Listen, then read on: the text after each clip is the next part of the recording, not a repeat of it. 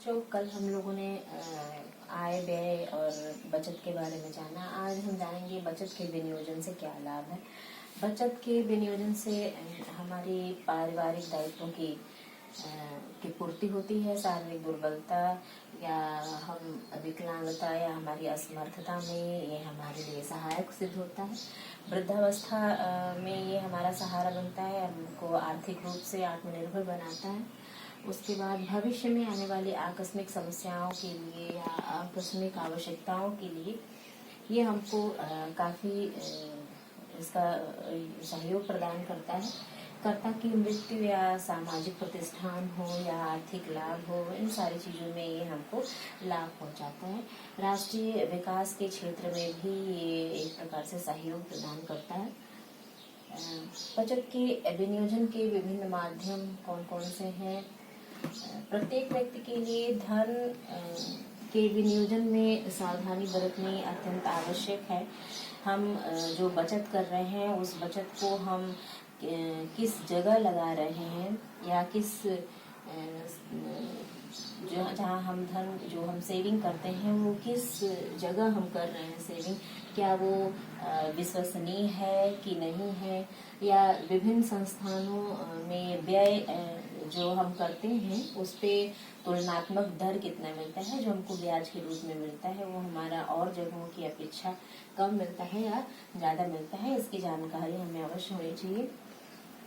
उसके बाद हमारा जो विनियोजन का पहला माध्यम है, जो सर्वोच्च माध्यम है, वो है हमारा डाकखाना।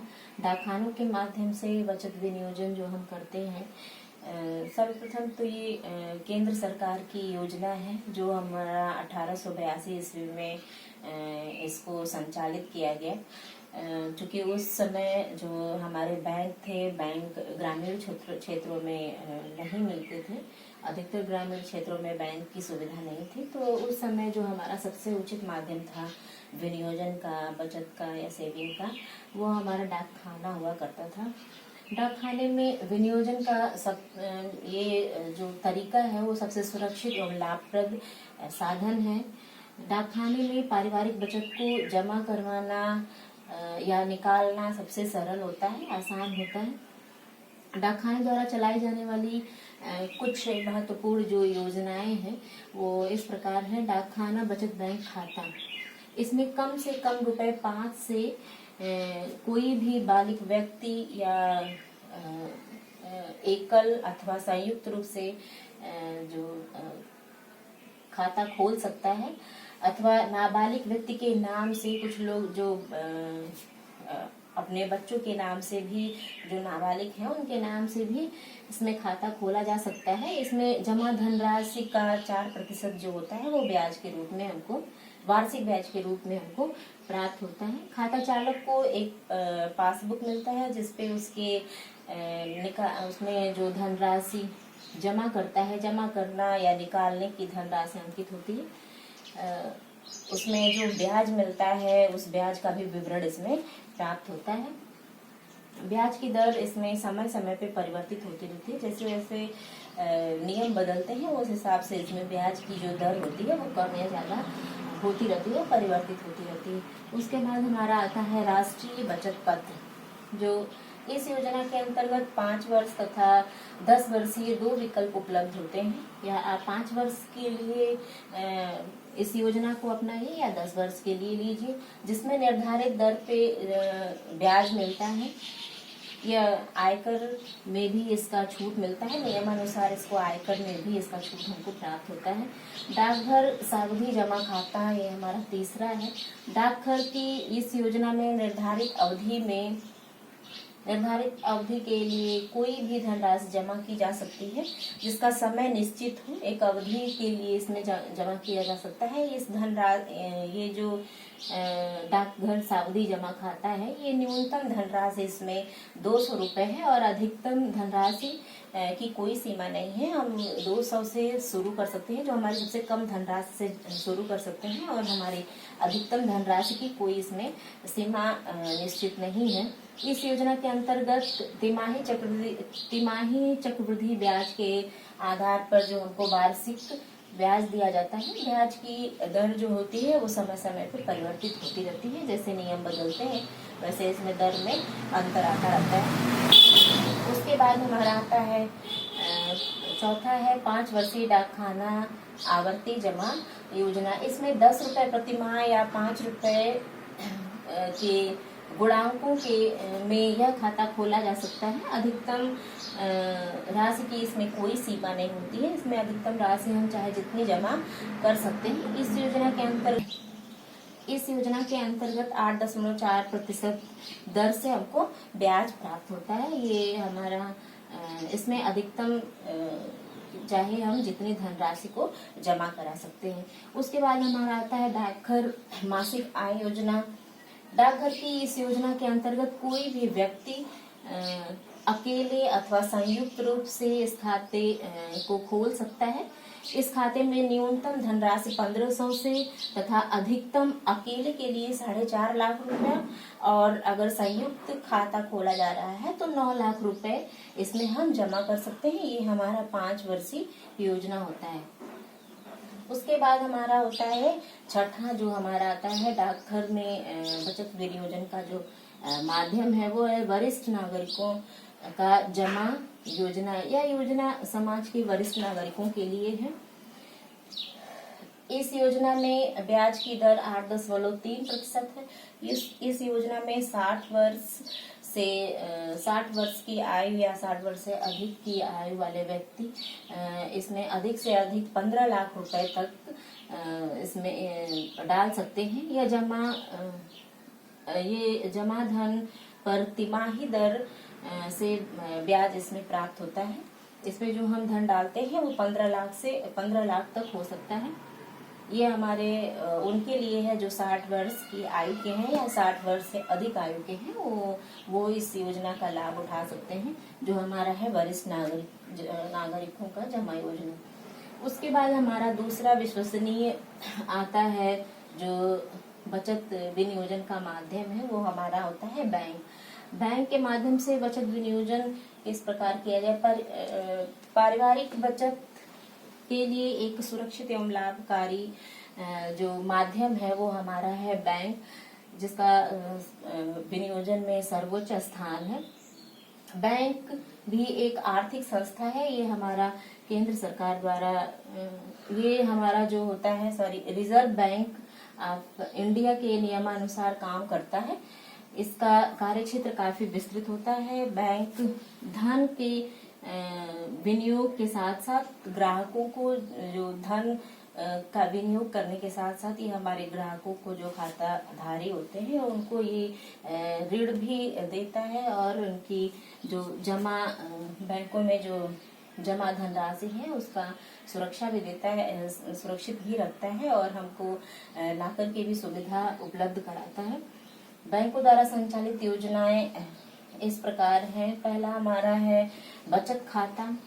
यह खाता किसी भी राष्ट्रीयकृत बैंक की शाखा में खोला जा सकता है। इसके लिए न्यूनतम धनराशि 500 रुपया, जिसमें हमको कोई भी चेकबुक इशू नहीं होता है, लेकिन न्यूनतम धनराशि हम 500 रुपये डाल सकते हैं और अधिकतम धनराशि 1000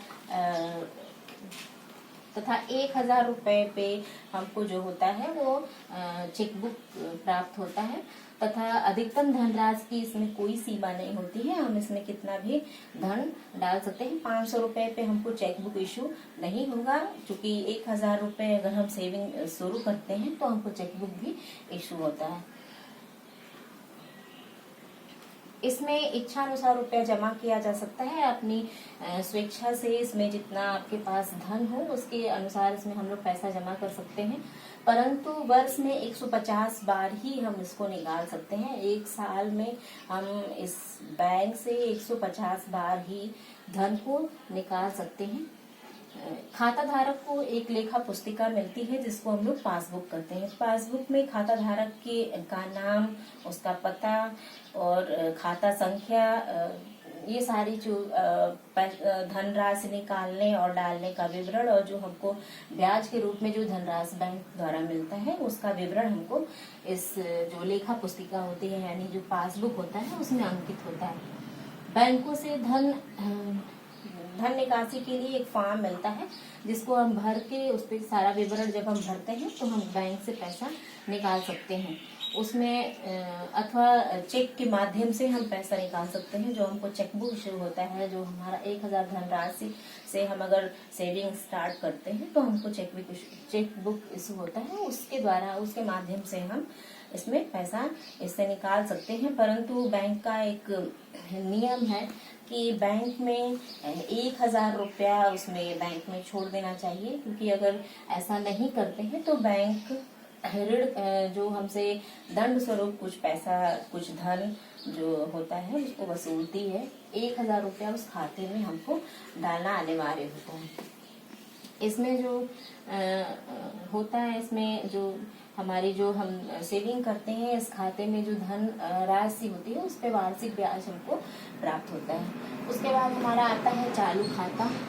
इसमें खाताधारी कभी भी रुपया जमा कर सकता है और कभी भी इसको निकाल सकता है। जब उसकी इच्छा हो उसमें रुपया जमा करे और जब इच्छा हो उसको बंद कर सकता है, उसपे से जो धनराशि है उसको निकाल सकता है। खाताधारी केवल चेक के प्रयोग द्वारा ही इससे जो रुपया होता है, धन होता है, उसको निकाल सकता है, चेक के माध्यम से ही। इस खाते में जमा धनराशि पर कोई ब्याज नहीं मिलता है, बल्कि खाताधारी को इस सेवा को लेने के लिए सेवा शुल्क देना पड़ता है। जो ये हमारा माध्यम है, इसमें हम लोग कभी भी पैसा डाल सकते हैं और आवश्यकता पड़ने पे तुरंत इसको निकाल सकते हैं। ये निकालना केवल चेक के माध्यम से ही होता है और इसमें जो होता है खाताधारी को इसमें कोई भी ब्याज नहीं मिलता है, बल्कि ये बैंक की सेवाओं को देने के लिए उनको सेवा शुल्क देना पड़ता है बैंक को। हमारा आता है सावधि जमा खाता। इस खाते में एक निश्चित धनराशि एक निश्चित अवधि के लिए जमा किया जा सकता है। इसकी अवधि निश्चित हो और एक निश्चित धनराशि हो, उसको इस खाते में जमा किया जा सकता है। इसमें जमा की जाने वाली जो धनराशि है उस पे निर्धारित दर में ब्याज दिया जाता है। वर्तमान में अधिकतम दर जो है हमारा 7.5% है। वरिष्ठ नागरिकों के लिए इसमें 0.5% अधिक दर जो ब्याज है वो इसमें दिया जाता है। जो हमारे वरिष्ठ नागरिक अगर इस योजना का लाभ उठाना चाहते हैं तो वो 7.5 से, बल्कि इसमें 7.5% आम लोगों के लिए होता है और जो हमारे वरिष्ठ नागरिक हैं उसमें उनको 0.5% बढ़ा दिया जाता है, जो उनको ब्याज बैंक द्वारा दिया जाता है। उसके बाद हमारा आता है आवर्ती जमा खाता। आवर्ती जमा खाता या रुपए 5 या इसके गुणांक में एक निश्चित अवधि के लिए यह खाता खोला जाता है। इसमें प्रतिमाह निश्चित की गई धनराशि नियमित रूप से जमा करनी होती है। जो इसमें निश्चित धनराशि होती है वो प्रतिमाह जमा करनी होती है। अवधि पूर्ण होने पर रुपया जो होता है वो ब्याज सहित ये खाताधारी को मिल जाता है। यह अवधि 12 माह या 120 माह तक का होता है। इसमें एक निश्चित अवधि में हम लोग खाता खोल सकते हैं। वो अवधि पूर्ण करने के बाद ये जो हमारा पैसा होता है उसको प्रतिमाह जमा करते हैं और जब अवधि पूर्ण हो जाती है तो उसमें ब्याज के साथ ही हमारा पैसा जो होता है, रुपया जो होता है हमको मिल जाता है। उसके बाद बैंक में धनराशि जमा करने से कौन कौन से लाभ हैं। इसमें धनराशि पर ब्याज प्राप्ति होता है। जो हम बैंक में धन जमा करते हैं उसमें हमको ब्याज प्राप्त होता है। धनराशि की सुरक्षा होती है। जो हम धन बैंकों में रखते हैं या लाकर में रखते हैं उसकी सुरक्षा प्राप्त होती है। धन निकालने में सुविधा होती है। जो हम धन निकालना चाहते हैं उसमें सुविधा होती है। धन को अन्यत्र भेजने की सुविधा होती है। जो हम चेकबुक के माध्यम से किसी और को भेजना है उस धन को, तो हम इस जो बैंक की जो योजनाएं हैं उसका लाभ उठा सकते हैं। उसमें हमको काफी सुविधा मिलती है। बचत देश के विकास के कार्यों में लगाई जाती है। जो हम पारिवारिक बचत करते हैं, जो बैंकों के माध्यम से या डाकखाने के माध्यम से जो हम विनियोजित करते हैं, उसका जो हमारा राष्ट्र के विकास के लिए इस धनराशि का उपयोग किया जाता है और राष्ट्र के विकास में ये काफी सहायक सिद्ध होता है। उसके बाद हमारा डाकखाना में जमा की गई इस धनराशि का क्या लाभ होता है? बचत की आदत को प्रोत्साहित करता है। ये हमारे अंदर बचत की आदत को डालता है। जमा धनराशि सभी प्रकार से सुरक्षित रहते हैं। जो इसमें हम धनराशि जमा करते हैं वो हमारे सुरक्षा की दृष्टि से भी सही होता है। व्यक्तित्व तथा संयुक्त खातों पर निर्धारित दर से वार्षिक ब्याज भी मिलता है। इसमें जो हम डाकखाने में सेविंग करते हैं, इसमें हमारा वार्षिक ब्याज भी मिलता है। उसके बाद हमारा डाकखानों में जमा की गई जो धनराशि होती है उसका भी हमारे राष्ट्रीय विकास में सहायक सिद्ध होता है। जो हमारे राष्ट्र के विकास के लिए ये जो हमारी धन सेविंग है वो हमारा इसमें सहयोग प्रदान करता है। उसके बाद हम लोग पढ़ेंगे चेकबुक और पासबुक। ये हम आपको कल हम लोग चेकबुक और पासबुक के बारे में पढ़ेंगे।